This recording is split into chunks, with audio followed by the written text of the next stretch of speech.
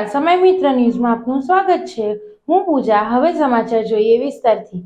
ભાવનગર જિલ્લા Patel education and medical trust Surat પ્રેરિત શ્રી સરદાર પટેલ ગૌરવ સમિતિ સુરત દ્વારા આયોજિત પ્રજા વાત્સલ્ય પ્રતિનિધિ અભિવાદન સમારોહનું આયોજન કરવામાં આવશે।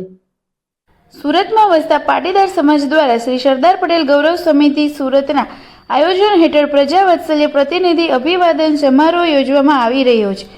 આ ભવ્ય સમારોહમાં માનનીય કેન્દ્રીય જળ શક્તિ મંત્રી શ્રી સી.આર. પાટીલની અધ્યક્ષતામાં તાજેતરમાં ગુજરાત રાજ્ય સરકારમાં નવી નિયુક્તિ પામેલા માનનીય નાયબ મુખ્યમંત્રી શ્રી હર્ષભાઈ સંઘવી અને માનનીય આરોગ્ય મંત્રી શ્રી પ્રફુલભાઈ પાનસરિયાનું અને સુરત શહેર મેયર શ્રી દક્ષેશભાઈ માવાણીનું પાટીદાર સમાજ તરફથી હાર્દિક અભિનંદન તથા સન્માન કરવામાં આવશે।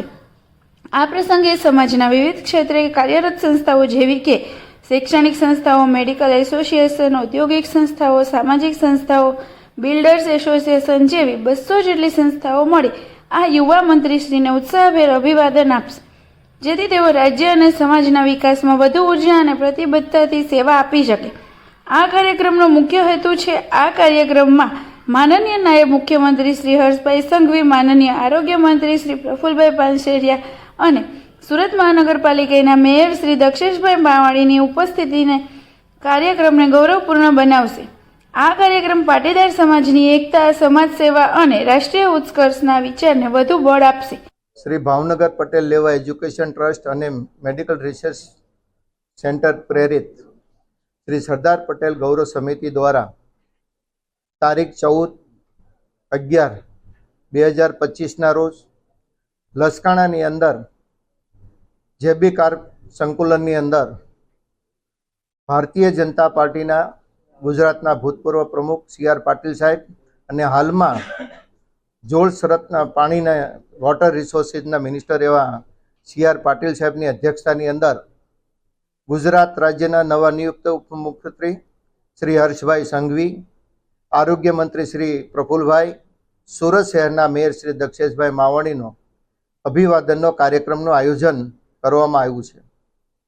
આ કાર્યક્રમના માધ્યમથી સામાજિક જીવન સાથે જોડાયેલા લોકોને એમની કામગીરીની પ્રેરણા મળી રહે, એમની કામગીરીની નોંધ લેવાય અને આવતા દિવસોની અંદર પ્રજાના વધારે સારી રીતે કામ કરે એની માટે આ કાર્યક્રમનું આયોજન કરવામાં આવ્યું હતું।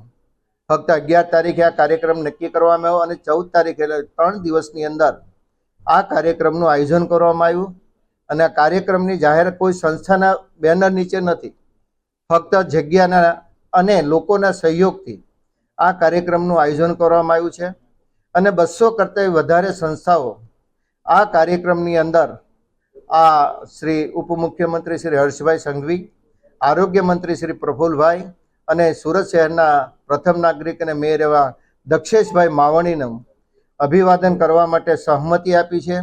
ખૂબ મોટી વિશાળ સંખ્યાની અંદર લોકોનો ખૂબ સારો રિસ્પોન્સ મળી રહ્યો છે।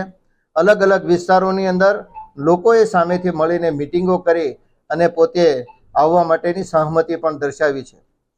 હું આપના માધ્યમથી સુરત શહેરની તમામ પ્રજાજનોને આ કાર્યક્રમમાં સહભાગી થવા માટે આમંત્રિત કરું છું। કેમેરામેન હિમાંશુ સાથે હર્ષિલ ધોળકિયા, સમય મિત્ર ન્યૂઝ, સુરત।